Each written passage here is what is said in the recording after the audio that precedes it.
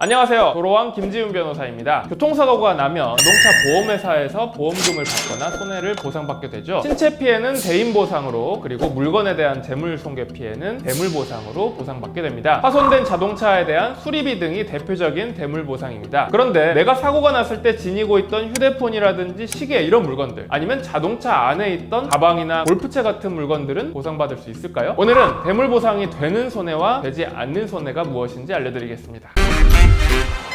결론부터 말씀드리면 자동차 보험 표준 약관에 따라 보상 기준이 정해지는데 소지품은 보상을 받을 수 있고 휴대품은 보상받지 못합니다. 근데 소지품은 뭐고 휴대품은 또 뭐고 뭐가 뭔지 잘 모르겠죠? 글자만 보면 헷갈리기가 쉽습니다. 이것도 역시 자동차 보험 표준 약관에서 정하고 있습니다. 정의 규정부터 알아봐야겠죠? 첫째, 휴대품이란 통상적으로 몸에 지니고 있는 물건으로 현금, 유가증권, 만년필, 소모품, 손목시계, 비금속, 장신구, 그 밖에 이와 유사한 물품을 말합니다. 자, 이건 보상이 안 됩니다. 왜냐면 가지고 있었다는 걸 증명하기도 어렵고 굉장히 애매한 영역이기 때문이죠. 둘째로 소지품이라는 개념이 있습니다. 소지품은 휴대폰을 제외한 물품으로 정착되어 있지가 않고 휴대할 수 있는 물품을 말합니다. 휴대폰, 노트북, 캠코더, 카메라, CD 플레이어 등 음성 재생기, 녹음기, 전자수첩, 전자사전, 휴대용 라디오, 핸드백, 서류 가방, 골프채 등이 있습니다. 이러한 소지품에 대해서는 1인당 200만 원 한도로 보상이 가능합니다. 다만 이 경우에도 감가상각을 고려하고 실제 손해를 입증해야 합니다. 예를 들면 예전에 이미 휴대폰이 파손돼 있었는데 이 교통사고로 인해서 조금 더 깨졌다. 이런 경우에는 입증이 살짝 애매해지겠죠. 하지만 사고로 인해서 파손이 된 게 명백하다면 그 부분에 대해서는 손해를 보상받을 수 있다는 의미입니다. 참고로 보상이 되는 손해에 인명보호장구도 있습니다. 이건 정의 규정이 뭐냐면요, 외부 충격으로부터 탑승자 신체를 보호하는 특수 기능이 포함된 것으로 도로교통법 시행규칙에서 정하는 승차용 안전모나 전용 의류를 말합니다. 그러니까 오토바이 타고 다니는 라이더들 분들이 라이더용 특수 자켓 같은 게 있으면 이것도 사고로 파손됐을 경우에 보상을 받을 수 있다는 의미입니다. 당연히 사고 방지용 헬멧도 포함되겠죠. 여기서도 1인당 200만 원 한도입니다. 그런데 그 외에 보상을 못 받는 물건이 몇 가지 더 있습니다. 아주 다양한 종류가 있는데 다른 사람의 그림, 골동품, 조각물, 그 밖의 미술품, 그리고 중요한 것, 탑승자와 통행인의 분실 도난된 상품도 보상되지 않습니다. 그러니까 사고가 났는데 어디 갔는지 모르겠어요 해도 보상이 안 되는 것입니다. 당연히 고의로 낸 사고에도 보상은 안 되겠죠. 그런데 좀 흥미로운 대상도 있습니다. 피해자가 착용하고 있던 안경이나 보청기는 어떻게 될까요? 이것도 엄연히 말하면 물건이긴 하지만 보험 보상 개념에서는 신체의 일부 기능을 하는 것으로 보아서 대인배상에 포함시킵니다. 그러니까 대물보상이 아니라 대인배상 영역에서 적정한 금액으로 보상받을 수 있는 것입니다. 정리하자면 휴대품으로 정의된 것들은 보상이 되지 않고 소지품으로 정의된 물건들은 1인당 200만 원 한도에서 일정 조건 하에 보상이 된다는 것입니다. 다만 이게 정의 규정이 굉장히 까다롭습니다. 예를 들어서 휴대폰은 휴대품이 아니라 소지품입니다. 헷갈리기 딱 좋은데 이렇게 분류 기준도 까다롭고 실제 손해를 발생하는 걸 증명하는 것도 쉽지는 않습니다. 하지만 중요한 건 차량 내에 있는 물건도 보상이 된다는 사실을 아예 모르는 분들도 많다는 거예요. 이 영상을 통해서 차량 내 물건도 보상이 일정 조건 하에 가능하다는 것 꼭 명심해 두시고 사고가 났을 경우에는 반드시 까먹지 말고 챙기시길 바라겠습니다. 지금까지 도로왕 김지훈 변호사였습니다.